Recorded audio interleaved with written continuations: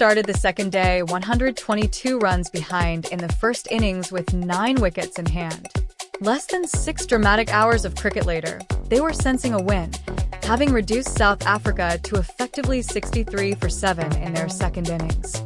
15 wickets fell on the day. Shubman Gill retired with a neck spasm. 39 remained the top score in the test, and 57 the top partnership. This was the lowest top score in the first 2 innings of a test in India, and the lowest in any test since Durban 2010-11 between the same sides. Absolutely nobody predicted the pitch would turn out to be so difficult to bat on. It looked like a normal Indian track, good for batting for first 2 days, but the top surface began to come off in the second half of the first day. On the second day, it became near unplayable. Even the fast bowlers Drew Generous helped to take 11 of the 26 wickets to fall. The pitch might seem at odds with India's public utterances after the series lost to New Zealand last year that they want to play on more balanced surfaces, but commentator Dinesh Karthik said on air that it was not watered on the day before the test, which comes across as unusual. What wasn't unusual was that the best player on this moving day was Ravindra Jadeja, who scored 27 largely trouble-free runs before his old-fashioned technique of hiding the bat behind the pad got him out LBW to Simon Harmer. Harmer himself showed all the hype was real, that he is now a vastly improved bowler to the one that showed up in India 10 years ago, taking 4 for 30 to keep South Africa in arrears of only 30 after being bowled out for 159 on the first day. Jadeja, though, showed 30 was plenty with an unerring, unbroken spell of 13-3-29-4 as South Africa ended the day on 93 for 7. When the day began, and indeed even after the wicketless first hour, it looked like India were setting themselves up for a decisive first innings lead.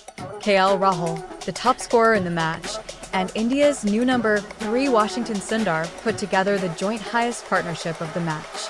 Introduced only in the second hour of the day, Harmer produced immediate results, turning one past Washington's edge and the next onto the edge.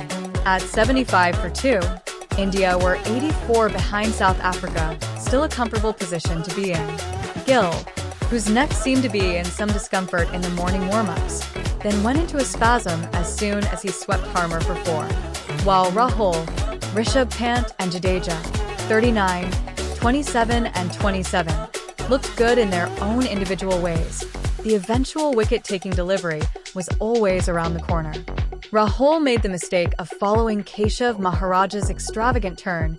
Jadeja was done in by the natural variation, and Pant fell to extra bounce for Corbin Bosch.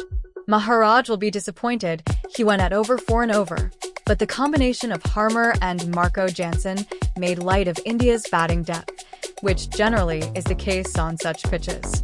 In Kagiso Rabada's absence, Jansen's analysis of 15-4-35-3 kept South Africa alive in the test. India lost their last 4 wickets for 36. By the time India started bowling for the second time, with a little over half an hour to tea on day 2, it made complete sense to open with spin. Jasprit Bumrah, who got a 5-4 in the first innings, did open the bowling, and from the end where bowlers had generated uneven bounce. But it wasn't long before South Africa were facing spin from both ends with little breathing time or space. Kuldeep Yadav took the wicket of Ryan Rickelton with what turned out to be the last ball of the middle session, one that didn't turn, and also had the batter playing back when he should have been forward. Pant, captaining in Gill's absence, immediately brought on Jadeja, the finger spinner who could accurately bowl at high pace, on at this end. As it often happens on such difficult pitches, the wicket-taking deliveries don't look that threatening, but the ones around them scramble batters' brains. And so it looked like Aiden Markram should not have checked his sweep, but he did because this ball from Jadeja stopped on him. Tony de Zorzi reverse swept the first ball he played, but the next one jumped on him, making for an easy bat pad catch. Wyan Mulder tested Jadeja's patience, but Jadeja eventually produced the edge with a big turning delivery. Tristan Stubbs was worked over with subtle changes in the angle, with Jadeja finally going wide on the crease, angling the ball in, and then turning it away past the edge to take the off stump. Kyle Varan copped flack for trying to slog sweep Axar Patel, but there weren't many scoring opportunities on that pitch within outfields.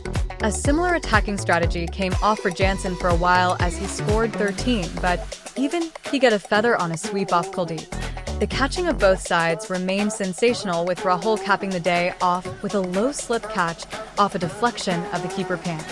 Temba Bavuma defended well and threw in the occasional sweep to end the day unbeaten on 29 off 78. But it seemed he still had a lot to do with the bat to give South Africa a shot at a win. Please support our team grow by subscribing.